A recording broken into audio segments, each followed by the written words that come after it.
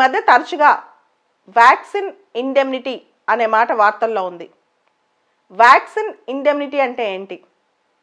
Vaccine manufacturing companies తాము supply చేసిన vaccines వల్ల ప్రజలు వాటిని వేసుకోవడం వల్ల ఏమైనా కాంప్లికేషన్స్ కానీ అడ్వర్స్ ఎఫెక్ట్స్ వస్తే కానీ ఆ నష్టాలకి తాము బాధ్యులం కాదు, తాము ఎటువంటి లీగల్ ప్రొసీడింగ్స్కి లైబుల్ కాదు అని చెప్పడమే వ్యాక్సిన్ ఇండెమ్నిటీ కోరటం అన్నమాట.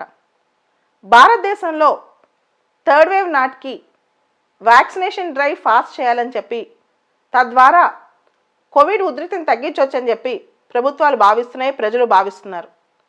కానీ ఇటువంటి పరిస్థితిలో మనకి చాలా వ్యాక్సిన్ డోసెస్ కావాలి.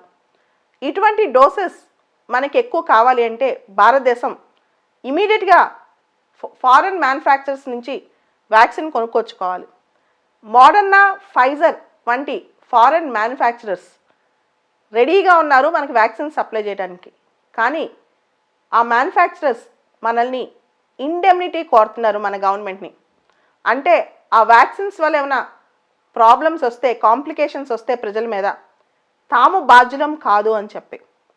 ఇప్పుడు ఎటువంటి కాంప్లికేషన్స్ వచ్చినా ఎవరు భరించాలి అంటే ఒకవేళ ప్రభుత్వం ఇండెమ్నిటీ ఇస్తే ప్రభుత్వమే భరించాలి. దాంతోపాటు మనందరూ తెలుసు భారత్ బయోటెక్, సీరం ఇన్స్టిట్యూట్ వాళ్ళు ఇండియాలో వ్యాక్సిన్స్ మ్యానుఫ్యాక్చర్ చేశారు. ఈ మ్యానుఫ్యాక్చరర్స్ కూడా ఇప్పుడు మీరు కనుక ఫారెన్ కంపెనీస్కి, ఫారెన్ వ్యాక్సిన్ మ్యానుఫ్యాక్చరర్స్కి ఇండెమ్నిటీ ఇస్తే మాకు కూడా ఇవ్వాలని చెప్పి కోరుకుంటున్నారు.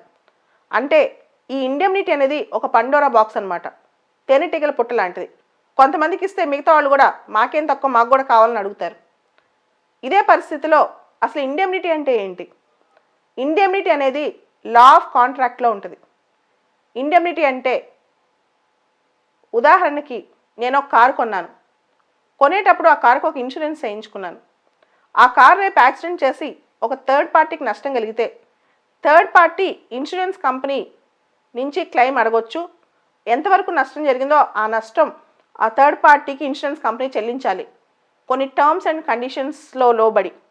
అంటే ఒకసారి ఇన్సూరెన్స్ కంపెనీ నేను ఇన్సూరెన్స్ పే చేసిన తర్వాత ఆ కారు వల్ల ఎవరికైనా యాక్సిడెంట్ అయ్యి నష్టం జరిగితే, ఎవరికైనా ఇబ్బంది కలిగితే ఇన్సూరెన్స్ కంపెనీయే నాకు ఇండెమ్నిటీ ఇస్తే, అంటే నేను పూర్తిగా నేనేం కట్టాల్సిన అవసరం లేదు, ఇన్సూరెన్స్ కంపెనీ కట్టుద్ది. కొన్ని టర్మ్స్ అండ్ కండిషన్స్ ఉంటాయి. కాకపోతే ఇలాంటివి లా ఆఫ్ కాంట్రాక్ట్లో ఉంటాయి. ఇప్పుడు వ్యాక్సిన్ మ్యానుఫ్యాక్చరర్స్ కూడా సేమ్ ఇదే అడుగుతున్నారనమాట. అంటే మేము సప్లై చేసిన వ్యాక్సిన్స్ వల్ల ఏమైనా నష్టం జరిగితే మేం బాధ్యులం కాదు అని. ఎందుకు కోవిడ్-19 వ్యాక్సిన్స్ విషయంలో కంపెనీస్ ఇండెమ్నిటీ గురించి ఎంత స్ట్రిక్ట్గా ఉన్నాయి, ఇంత ఖచ్చితంగా గవర్నమెంట్స్ని అడుగుతున్నాయి? దానికి ప్రధానమైన కారణం కోవిడ్-19 వ్యాక్సిన్స్ పూర్తి స్థాయిలో ట్రయల్స్ అవ్వలేదు.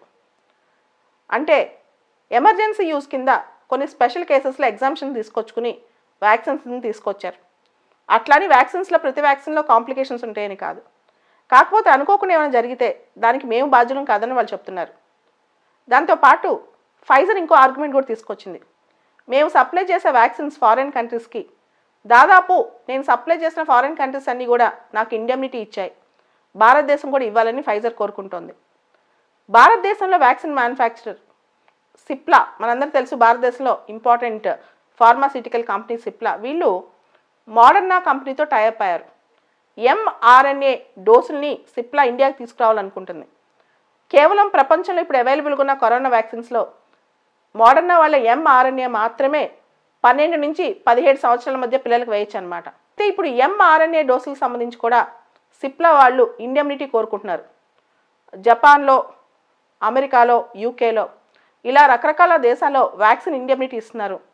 ఇండియా కూడా ఇవ్వాలని చెప్పి సిప్లా కోరుకుంటోంది.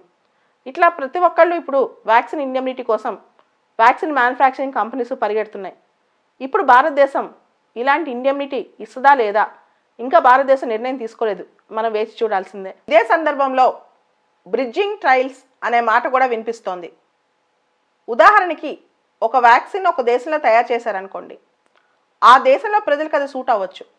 అదే వ్యాక్సిన్ అబ్రాడ్లో అప్రూవల్ వచ్చినప్పుడు బయట ప్రజలకి, వేరే దేశస్తులకి ఆ వ్యాక్సిన్ అడ్మినిస్టర్ చేయాలనుకున్నప్పుడు వాళ్ళ శరీరానికి, వాళ్ళ ఫుడ్ హ్యాబిట్స్కి ఆ వ్యాక్సిన్ సూట్ అవుతుందో లేదో కండక్ట్ చేసే ట్రయల్నే బ్రిడ్జింగ్ ట్రయల్స్ అంటారు.